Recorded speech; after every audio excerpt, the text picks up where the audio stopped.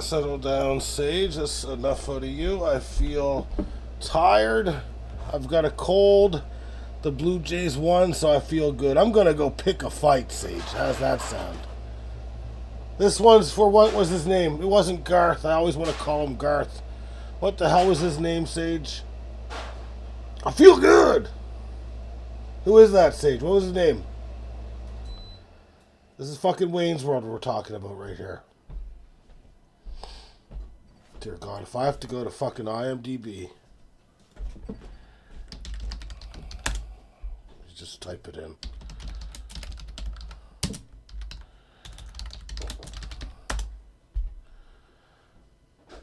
Let me see.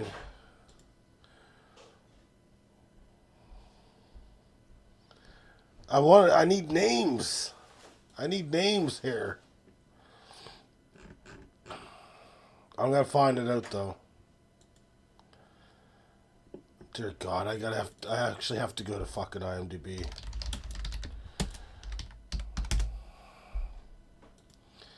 And I'm gonna have to search all the way down because it's goddamn fucking cameo appearance.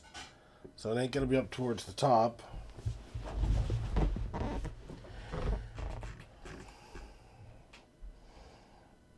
It appears Meatloaf might have been in this movie. That's not what I'm looking for.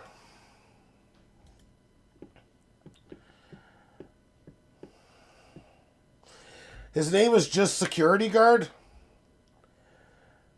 Is it? Because in this, it just says security guard. Did they give him a name in the second movie? Is that what they did? His name's Milton? In 2, it's Milton. Okay, so they did end up giving him a name then. Okay, perfect. I'm glad we got that sorted out of the way early. Wayne's World 1 and or 2.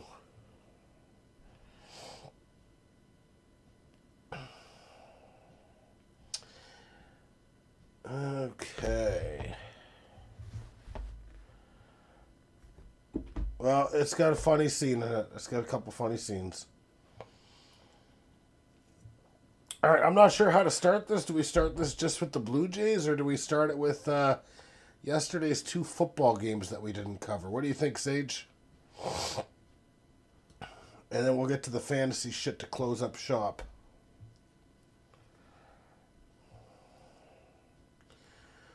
All right, so yesterday's news in terms of Blue Jays, I'm not sure if you guys paid attention or not, but Trey Yesavage made his debut at the major league level. He climbed, 4 levels in 1 year. He was only drafted in 2024.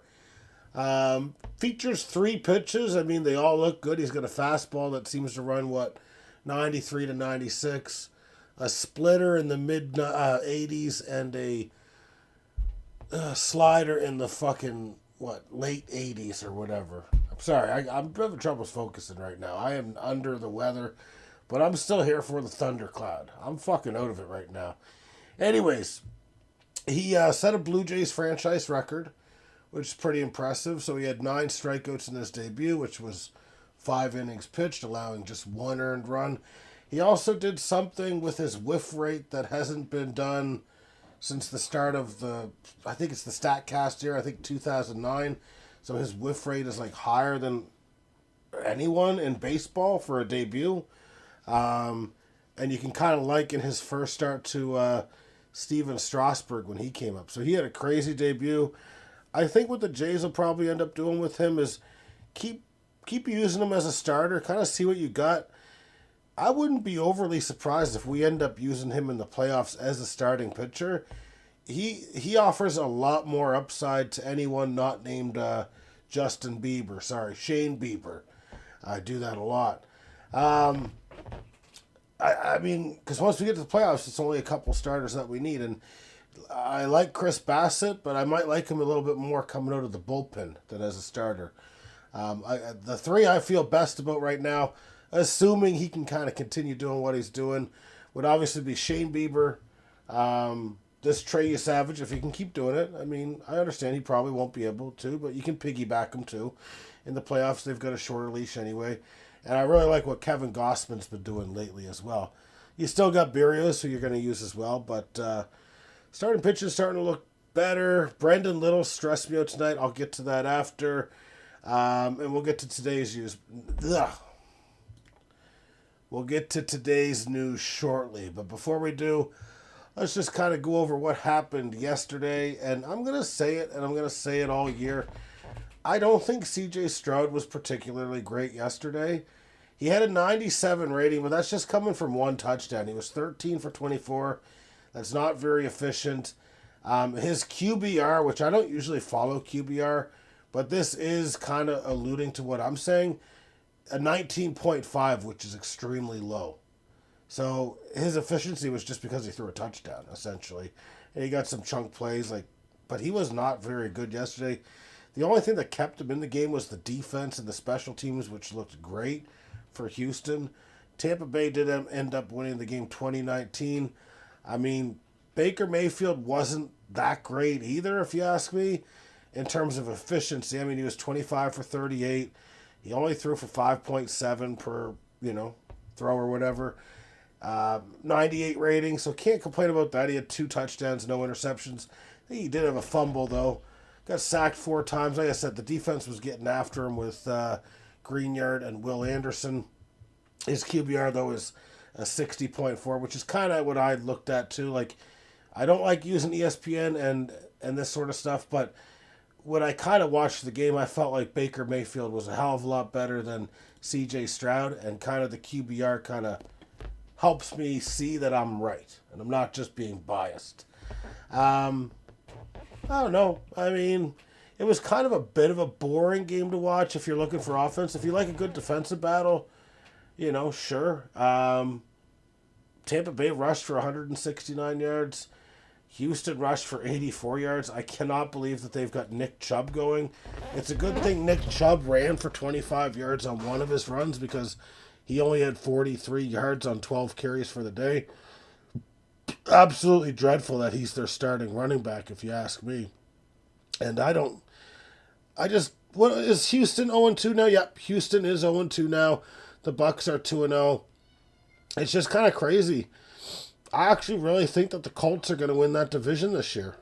It's I think they've got a great team in place. I really wasn't expecting Daniel Jones to come in and kind of, be like a decent quarterback, not a great one, but yeah, I think Houston, ever since C.J. Stroud's rookie year, because even when C.J. Stroud was having his greatness in his rookie year, I was looking and hearing about some of the advanced analytics that are basically saying he had a lot of throws that should have been picked. So he was kind of getting lucky when he had that low interception rate. And yeah, I'm not a big fan of C.J. Stroud. I don't think he's that great, and that's what I'm going to stick by. Let's move to the other game that took place yesterday. I mean, the San Diego Chargers took care of business 20-9 against the Oakland Raiders. Oakland looked very just not so good. And when I mean Oakland, I mean Geno Smith looked terrible. I mean, what did he throw? 3 or 4 interceptions? I can't recall what it was. 3 interceptions, yeah, and a 37 rating. In terms of rushing, I don't think either rookie running back that was taken in the first round was that great. So you got Ashton Gianti going 43 yards on 11 attempts, and you've got my guy, O'Marion Hampton, going 24 yards on 8 attempts. And gonna have to do better than that. That could be a very bad fucking pickup for me. I doubt it. I think he'll get it going as the season goes along. Just a very balanced receiving attack for the Chargers. So 242 yards spread amongst, 8 or 9 guys. Quentin Johnston not looking like a bust. He had a 60-yard play. Keenan Allen continues to look pretty good. I don't know if he's a fantasy guy, but 5 receptions, 61 yards, and a touchdown. He looked pretty damn good. And Ladd McConkey didn't have a touchdown, but he had 5 grabs for almost 50 yards. And Trey Harris, I mean, we talk about having a deep, wide receiving tandem. Trey Harris, 2 receptions for 34 yards. Add to the fact they got Ty Conklin, who didn't do shit yesterday. Will Dissly, they've got a nice little core. It's time for the running backs to get going for the Chargers. They're 2-0. I expect them to win that division potentially, unless Kansas City starts doing things that I don't think will happen. The Raiders are 1-1. Geno Smith has to be better, if you ask me. That's all I have to say about that. Okay, so the Blue Jays played today. They stressed me out yet again, as they always do, because their bullpen just does that to me. Makes my heart palpitate. So we had a early 4-0 lead, and of course we give it right back to them on a very weird home run call. Now, because they went to New York and they basically said it was fan interference, but it would have been a home run anyway. I don't think you can say that because the arm got in the way of him being able to jump higher. Plus, it's a couple feet in front. I think it was a stupid call. I mean, it was probably making some noise on Twitter, that sort of thing. Anyways, they probably still going to score some runs there if it's ruled a double or what have you, or even a note. It was just kind of weird. Kind of took away from the game a bit. And what took away from the game the most was this fucking kid over and over and over again. Let's go Blue Jays. I swear to God, for fucking 6 innings straight, this fucking kid's nasally high-pitched voice just driving me fucking nuts. Honestly, it's just fucking driving me nuts. And then what's weird as well is then fucking Nathan Lucas, the guy who had the fan interference happen to him, he's got a home run that he hits that goes to New York for them to review. So just kind of weird. He was in on both of them. I mean, I woke up right when when Miles Straw was hitting there, and so I think I missed the first inning or two. I was fucking, I just wasn't with the program. Anyways, George Springer just continues to impress. 3 for 5, 2 RBI. I don't know what more you can ask for from him. It's just a fucking hell of a performance yet again. We already talked about Nathan Lucas, 1 home run and 4 at-bats. Vladimir Guerrero, 2 for 5. An RBI, a little duck snort to center field. Addison Barger, speaking of duck snorts, one of his 2 hits were literally a pop-up that was dropped by the pitcher, coming backwards on the sprint. You've got Alejandro Kirk, 1 for 4. David Schneider, 1 for 1, and then Joey Loperfido came in, went 1 for 2. When he was pinch hitting, though, he did hit a home run. I think it was 357 feet down the line there. And the rest of the guys not hitting. Very ugly to see. Andres Jimenez gets his fucking his walk tonight, but he's at a 590 OPS. Needs to do better. Certainly a great defender, but I don't like paying guys as much as he's getting paid just to play defense there. Pitching wise, Jose Berrios kind of looked like dog shit today. 3 earned runs in 4 innings pitched. He couldn't strike out a soul. His ERA on the year 4.06. Certainly not ideal. Thomas Nance, 2 hits, 2 strikeouts, and 2/3 of an inning. Not great, but hey, he didn't let an earned run, so I'll take it. Eric Lauer, who Sage forgot to plug in our matchup this week, went an inning and a third. He let 2 hits, 2 strikeouts, but he did pick up a win. So that could be something that comes back to haunt Sage in our matchup in the finals of the Pete Rose Bowl Cut. You've got Uriel Rodriguez slamming the door, no earned runs in an inning pitched. Brandon Little came in and did what he always does. In 1/3 of an inning, he let a run, a hit, 2 walks, and really put pressure on us to bail his fucking sorry ass out. And I can't believe that he gets a fucking hold, his 29th hold of the year, by letting 3 guys get on base and letting a run score, making it 6-3 to 6-4, forcing Sir Anthony Dominguez to come in and force a double play. They did bring Sir Anthony Dominguez to start the 9th inning there, but he kind of didn't have it in that inning. So Jeff Hoffman did, with diminished velocity, I will say, did pick up his 31st save of the year. Didn't let it run, but man, oh man, oh man. It's just too stressful with this bullpen. Next year, I just want 2 relievers. Just 2 fucking relievers that are like, just add me the next Billy Wagner and the next Mariano Rivera. And then I think I'll be a lot happier. It'll be better for my blood pressure anyway. But anyway, 6-5 wins does mean that the Jays have a 5-game lead on the Yankees and a 7-game lead on the Red Sox. But since they own the tiebreaker against each, it's really a 6 and an 8. So we're at 89 wins. Yankees are at 84.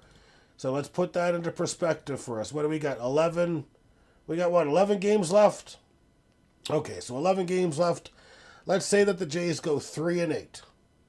All right, so the Jays go 3-8 after winning 6 straight. Okay, that puts them at 92. So in order for the Yankees to beat that, they would have to go 9-2 because they need to get 93 wins. So mathematically, I don't understand how some of these projections say like 70%. No, the Jays are like probably more like an 85, 95% in that range.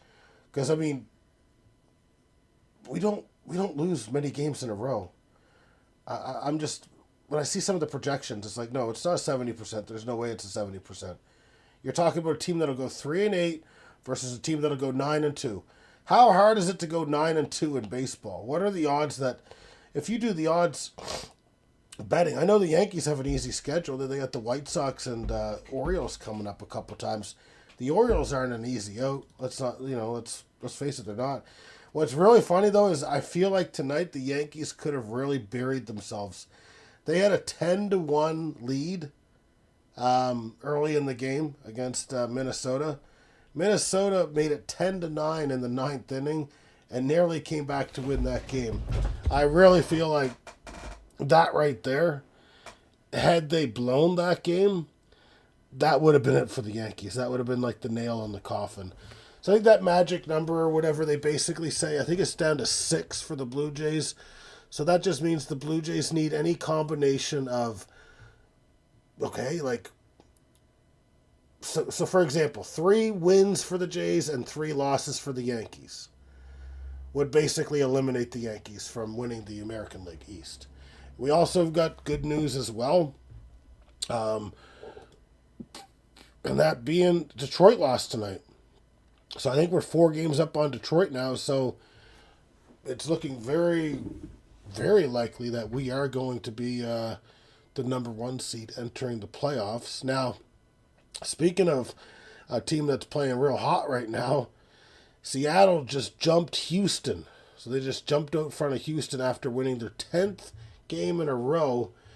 And this comes with Yordan Alvarez getting injured as well, which is not good for Houston, or not necessarily good for my fantasy as well. But Seattle's now in the 3rd spot. So they're right behind Detroit. You know, it looks like they're 2 games back of Detroit after winning 10 in a row. And they've got a hell of a pitching rotation. So very interesting to see them kind of break late.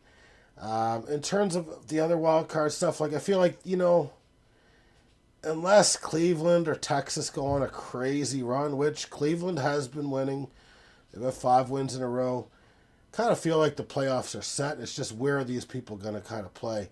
And if we kind of pivot back to Seattle, I believe Cal Raleigh Jr. tonight did set a record for switch hitters with his 55th home run of the year. That's the most for any switch hitter. And then he tied the Seattle franchise record for home runs with Ken Griffey Jr. with his 56 of the year. So he does have a chance to beat that, you know. He probably will, based on the odds there. Just going to take a quick look. I want to know, because I really feel like he has regressed based on what I was told. I just want to see if that's the truth. Cal Naughton Raleigh. I like that. I actually do like that. That's a good fucking name for him, actually. Yeah, his defense is definitely... I might want to delete that tweet. What are they talking? What was Nameless talking about with? I'm deleting that tweet. I'm deleting that tweet right now. Nameless don't know what the fuck he's talking about. He's just saying that because he wants Aaron Judge to win the fucking MVP. That's fucking bullshit. He fucking lied to me. He tricked me. I can't find the tweet now. This is bad. I can't delete the tweet. Oh my God. Give me 1 minute. I need to figure. Oh, this is so bad. I'm just deleting it. Delete. I'll just say Absolutely insane numbers from a catcher. That's crazy. He's got good D this year. What is he talking about? This fucking Yankees guy. I don't know. If fucking Cal Riley hits fucking Cal Naughton Riley, if he hits like 60 home runs and plays like top 7, 8 defense as a catcher, that's got to be worth the MVP, doesn't it? You're talking about a catcher. Aaron Judge's been DH in the last, 4 to 6 weeks. Anyway, so let's pivot off that. We can save that discussion for an end of season type of a discussion before the playoffs kick off. Let's take a look at the Pete Rose Bowl cut. We are on day 2. Day 2 of the Pete Rose Bowl cut finals. It looks like it's going to be a close little cockfight here. Up 9-7 over Tommy Callahan's Auto Parts currently. You've got Annette's Awesome Team up 10-4 against Alejandro's Astounding Team. You got Dan doing a rematch with Vlad the Impaler, stuck 11-3. And Orange Juicy Fruit playing Graham for the 4th week in a row. He's up 11-2, looking to solidify himself as the Toilet Bowl champion. Now, before I move past to the next thing here, just want to make sure my roster is set because ESPN does, I don't know, just, especially the app. I do not like the app at all. I do everything from the browser. So it looks like everything's good for tomorrow. Let me set it for Thursday. Just want to make sure I got this shit set. And then I'll do it for Friday as well. Sage, make sure you're setting your roster. I don't want you just keeling over and dying on me over here, okay?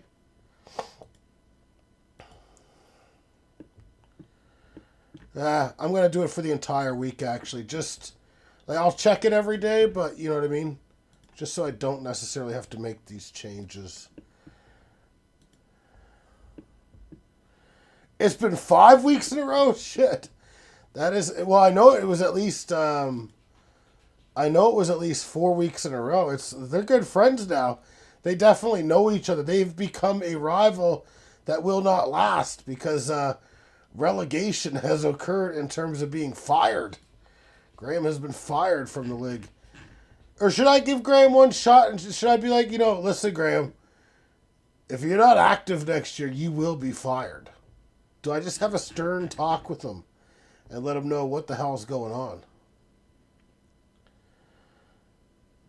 We could discuss that after hours. We don't need to do anything on the air. You know what I mean? We don't need to embarrass him or anything like that. But let's get to OJ's Juicery. And we do have one 2-0 team. But let's get... Dear God, I heard myself in the background. All right, so let's get to OJ's Juicery and the standings after 2 weeks. You got one 2-0 team, TD's in your face, who is averaging 350 points per week. Looking a bit like a juggernaut. Then in second place, you've got fucking 6 teams tied for second place. So you got Tim Tebow's Bible Club 1-1, Butt Fumble Safety 1-1, Tommy Callahan's Auto Parts 1-1, Hard Counter Net 1-1, Deflate These Balls 1-1, Fourth Quarter Steven 1-1, and Patchwork Pigskins 0-2. That means I'm in second last if we're doing it by points for. So I'm not feeling too good about this, to be honest with you. I'm not feeling too good about this at all. I don't think I drafted well this year. I think I went too reliant on young receivers. And I am certainly looking to make trades. Running back, especially.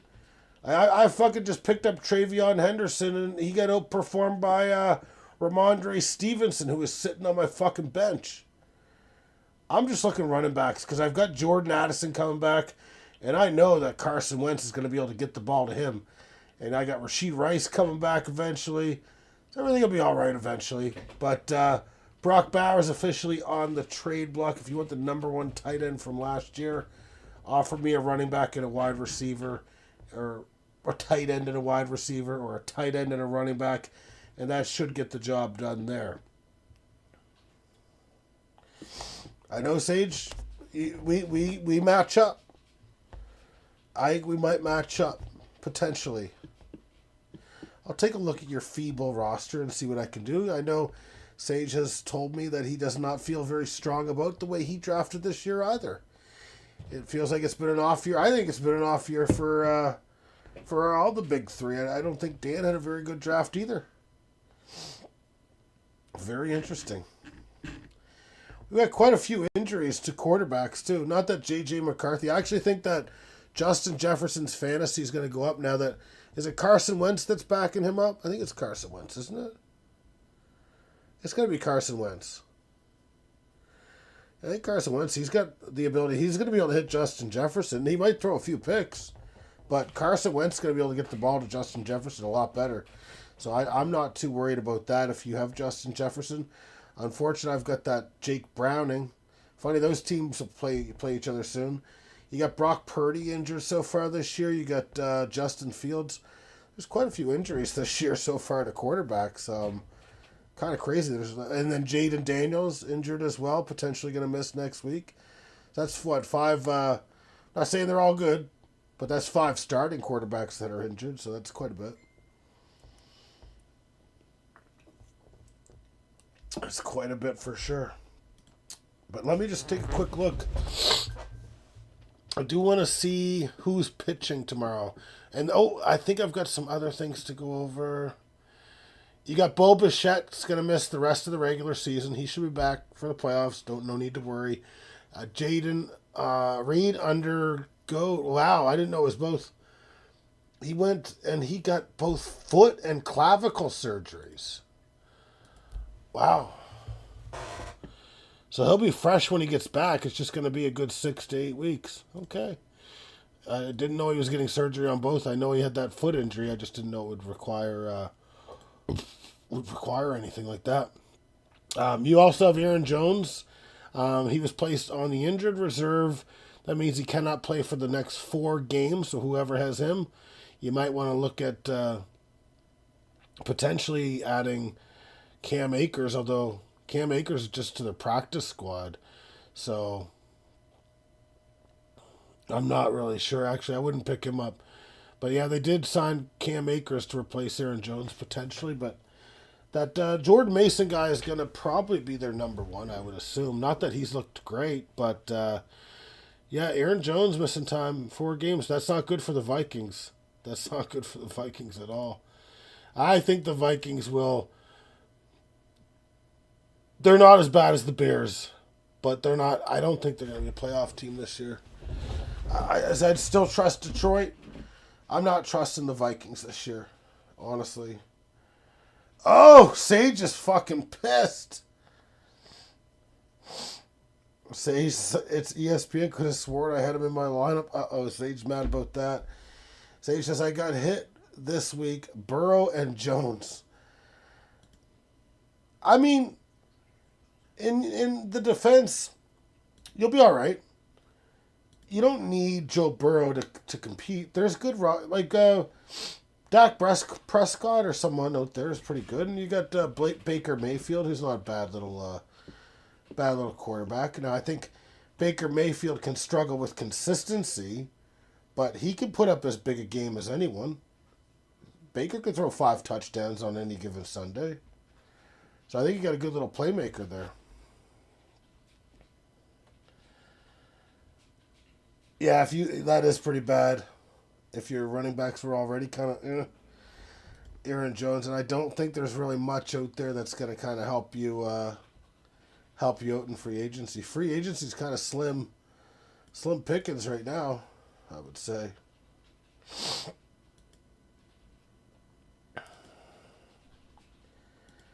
Just weather the storm, Sage. Just weather that storm.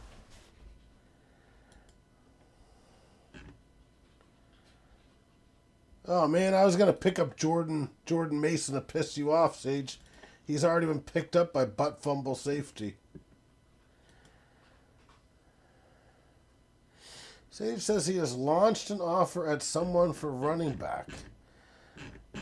Is it one of the women GM, Sage, that you're looking to take advantage of ripping off? I know you've made offers to Mother, Alejandro, and Katrina. I think you made at least 3 offers. Why don't you come at me? I'm a man. I can make a trade. Make an offer for me, Sage. Oh, God. Yeah, Jordan Alvarez going down. That's pretty bad. It's going to be over for a while. He was just starting to get hot, too. That could really hurt the Astros. That sucks for me, too, but that's all right.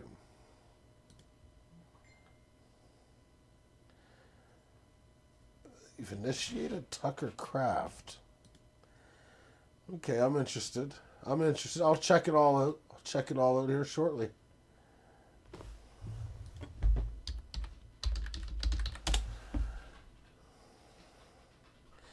Sage is just extremely eager to make a trade.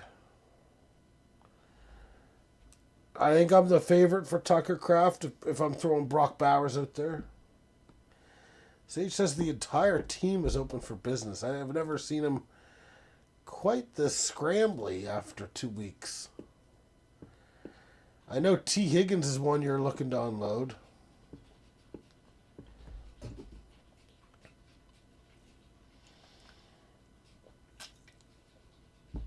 I think I might have an offer for you, Sage.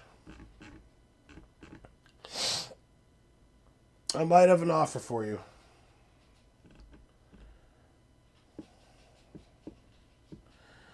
We'll take it off here. I've got an offer for you.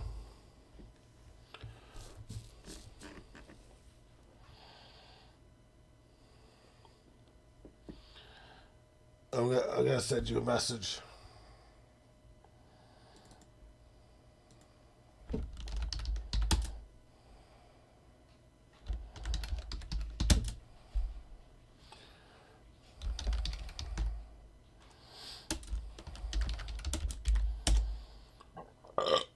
There you go. An informal offer has been sent to Sage. By informal, I mean extremely informal. It's literally just name dropping 4 guys and not having figured out the rest of it. All right. I got to close it there. It is closing time. The Thunderclad will be at it tomorrow at our usual time. But it was nice to get this one out of the way early. And I'll be talking to Sage here shortly. I think we're deep in discussions now. All right. Have a good night, everyone. See you tomorrow. Go Jays, go. Until the Packers play.